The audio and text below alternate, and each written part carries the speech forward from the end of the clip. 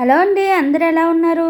అన్నంలోకైనా లేదంటే ఏదైనా టిఫిన్లోకైనా ఎంతో రుచికరంగా ఉండే దొండకాయ రోటి పచ్చడి అనేది ఏ విధంగా తయారు చేసుకుందామో ఈ వీడియోలో చూద్దాం.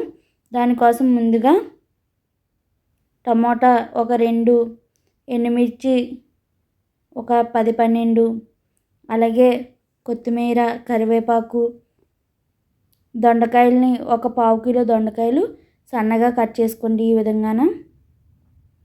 ఈ విధంగా కట్ చేసుకొని పక్కన పెట్టుకోండి. మీకు కనుక మా వీడియోస్ నచ్చితే లైక్, షేర్, సబ్స్క్రైబ్ చేయండి. అలాగే పక్కనున్న బెల్ ఐకాన్ క్లిక్ చేయడం వల్ల నేను ఏ వీడియో పోస్ట్ చేసినా మీ దాకా నోటిఫికేషన్ అయితే వస్తుందండి. వీటిని వేపుకోవడానికి ఒక కళాయి అనేది తీసుకోండి. ఒక కళాయిలో ఒక 3 టేబుల్ స్పూన్ల ఆయిల్ అనేది వేసుకోండి. ఇలా ఆయిల్ హీట్ ఎక్కిన తర్వాత ఒక 2 టేబుల్ స్పూన్ల పల్లీలు, అలాగే ఎండుమిరపకాయలు వేసి ముందుగా ఫ్రై చేసుకోవాలి.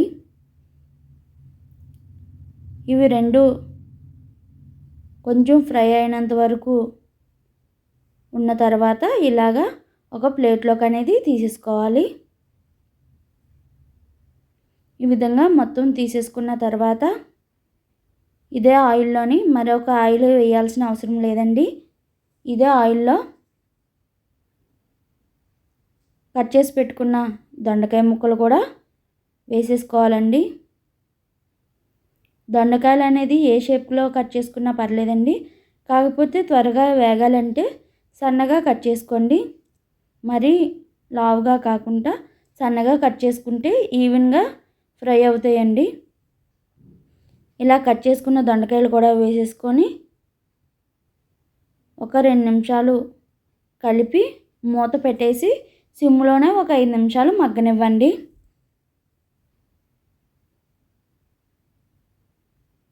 దొండకాయలు ఇలాగా పచ్చి పచ్చిగా ఉంటేనే బాగుంటాయండి. మరి పండిన దొండకాయలు అంటే అంత టేస్ట్ ఉండదండి. దొండకాయలు పండకుంటే ఇలా ఉంటే సరిపోయిద్ది. మూత పెట్టేసుకొని ఒక 5 నిమిషాలు మగ్గిన తర్వాత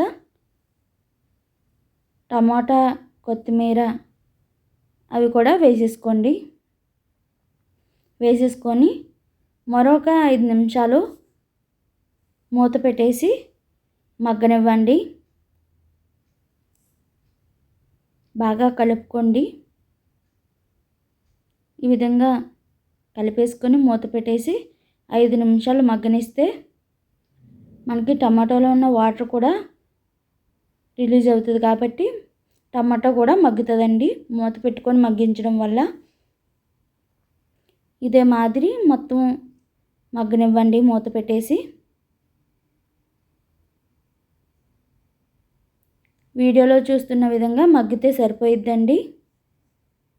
స్టవ్ కట్టేసుకొని చల్లారనివ్వండి. ఈలోగా ఒక మిక్సీ జార్లోకి పల్లీలు, అలాగే ఎండుమిర్చి ముందుగా వేయించుకున్నాం కదండి, అది ముందుగానే పౌడర్లా చేసుకోండి. ఇలా చేసుకున్న తర్వాత వేయించి పక్కన చల్లారబెట్టాం కదండి దొండకాయ ముక్కల్ని, అవి కూడా వేసేసుకొని టేస్ట్ తగినంత ఒక టేబుల్ స్పూన్ సాల్ట్ వేసేసుకొని కచ్చాపచ్చాగా మిక్సీ అనేది చేసుకోండి. ఈ విధంగా రోటి పచ్చడి అనేది మీకు నచ్చినట్టు తయారు చేసుకోండి. నెక్స్ట్ వీడియోలో మళ్ళీ కలుద్దాం. బాయ్.